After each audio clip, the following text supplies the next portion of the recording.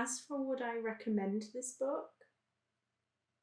Definitely. I think it was a fantastic young adult mystery book that is perfectly suitable for adults as well.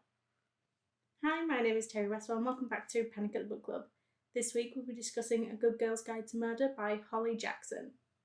If you'd like to take part in this online book club, you can find out more information on how via the channel's intro video. I list the next 4 books down below and on TikTok, along with the discussion dates. We also accept your book feedback in a wide manner of ways. Post your comment below a video, send me a voice note, or even send me a short video clip of you discussing the book. Alternatively, you can just send me a direct message on Instagram. The case is closed.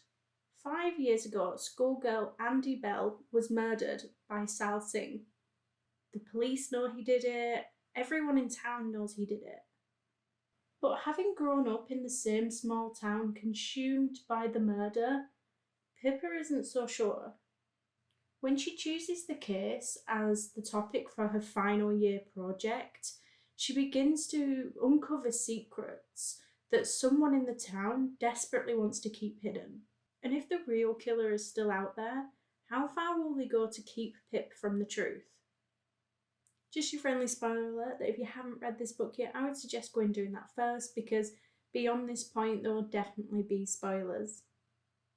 It was written well and the chapters were a decent size, and I actually really enjoyed the uniqueness of how it was written.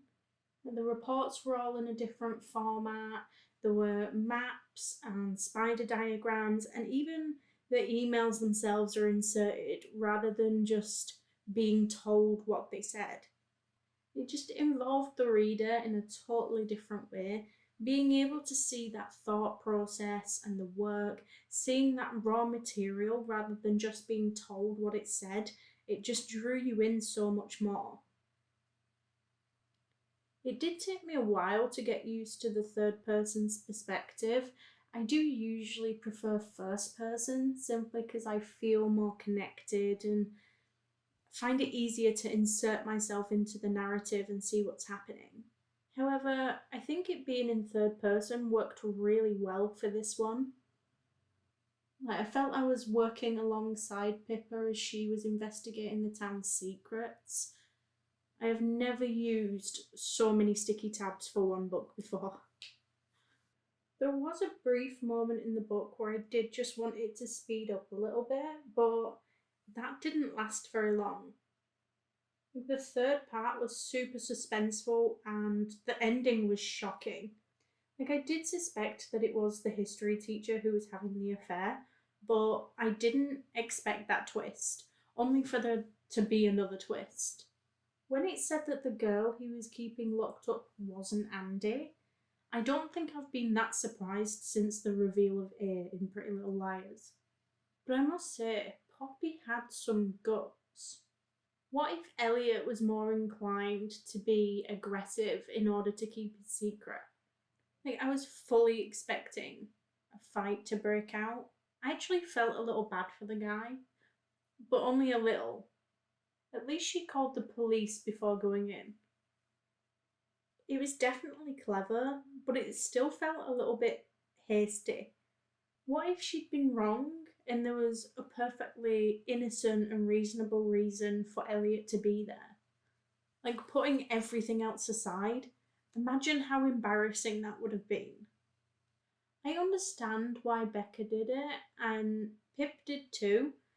I definitely had sympathy for her, but that didn't last long either. Especially after the whole incident around the dog. That's not something I would ever be able to forgive, accident or not.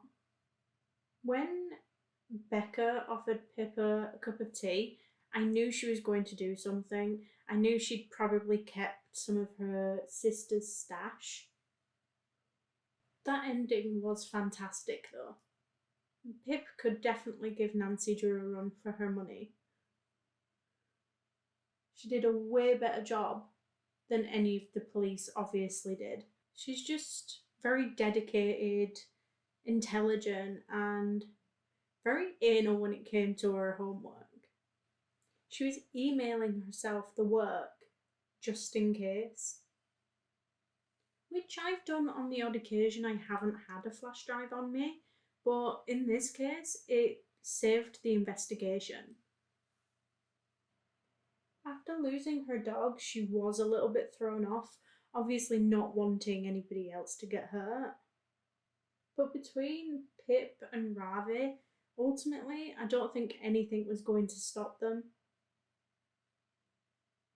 I think she was a brilliant, well written character, and the relationship between Pip and Ravi was just funny and cute. I did like that they didn't feel the need to create a significant romantic element between the two characters in this book. I think it would have felt distracting and unnecessary. They had good chemistry and they worked really well together, but there was no forced romantic scene. I feel like a lot of others feel the need to add that romance, but it doesn't always work. They've usually either got way too much on their plate or have only known each other for like 5 seconds, so it's not always needed. The book was a roller coaster of an experience as it was, and I think it just said a lot about the two's focus for the investigation. As for would I recommend this book? Definitely. I think it was a fantastic young adult mystery book that is perfectly suitable for adults as well. Although it felt pretty unrealistic, like most thriller or mystery books, it never felt super naive or nonsensical like a lot of young adult books do. Like, I think most adults could probably read this book and still get that same suspense and drama. Like, it continues to keep you on the edge of your seat as you try and guess who the killer is. Like, it never felt too extreme either. Like, it felt like real characters with real problems rather than caricatures that were going evil for no reason. Like, you could see how one thing led to a certain outcome. Although, I would have liked to have known why Elliot thought that that girl was Andy. Was it just because of his own guilt? But let me know what you thought. Did you enjoy the book? Like, I know so many people have been trying to get me to read this book for a while now, like Lauren on TikTok, who said it was absolutely amazing. Next week, we'll be discussing Holly by Stephen King, so don't forget to get your comments and thoughts in by Monday the 30th of October to be a part of the discussion. You can now do this on YouTube, TikTok, or Instagram. The following week will be Carla by Colin Walsh.